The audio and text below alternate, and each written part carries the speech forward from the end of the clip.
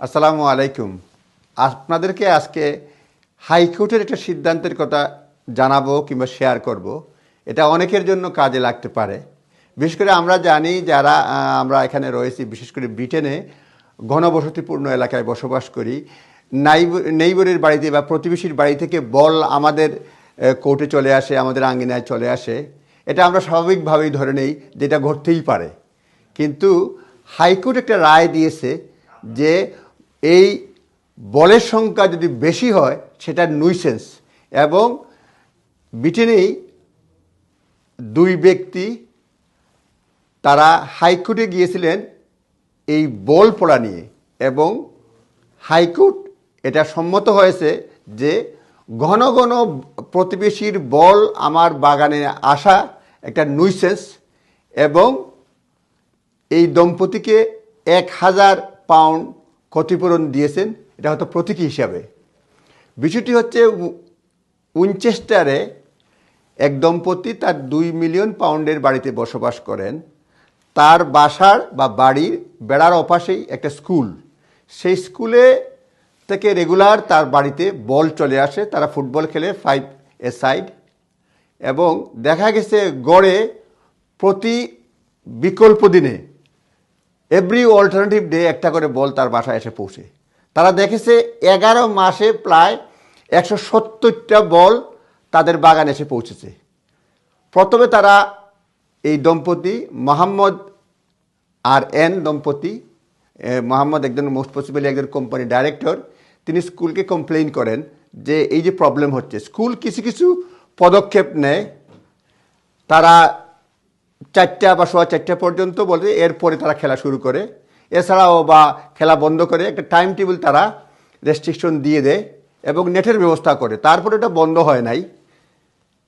পরবর্তীতে তারা হাইকোর্টে যায়। হাইকোর্টে যাওয়ার ফলে যেটা হয়েছে, জাজ নিজে পরিদর্শন করতে গিয়ে দেখেন যে তার বাগানে কমপক্ষে 20টা বল সারিবদ্ধভাবে পড়ে আছে, অর্থাৎ স্কুল থেকে আসছে।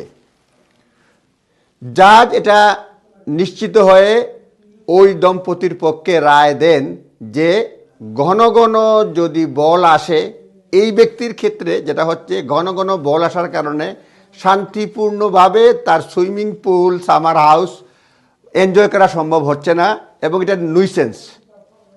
এবং এই নুইসেন্সের কারণে এই ব্যক্তিকে ক্ষতিগ্রস্ত প্রমাণিত করে কোর্ট 1000 পাউন্ড অ্যাওয়ার্ড দিয়েছে।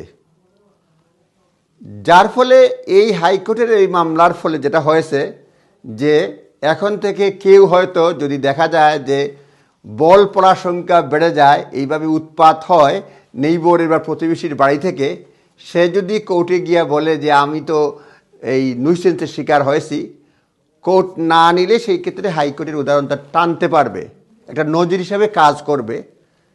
বল পড়লেই যে যেতে পারবে এটা বলা হচ্ছে না, কিন্তু যেহেতু হাইকোর্ট থেকে এটা রায়টা আসছে, সুতরাং সেটা কাজে লাগতে পারে। সুতরাং আমরা খেয়াল রাখবো প্রতিবেশীর প্রতি।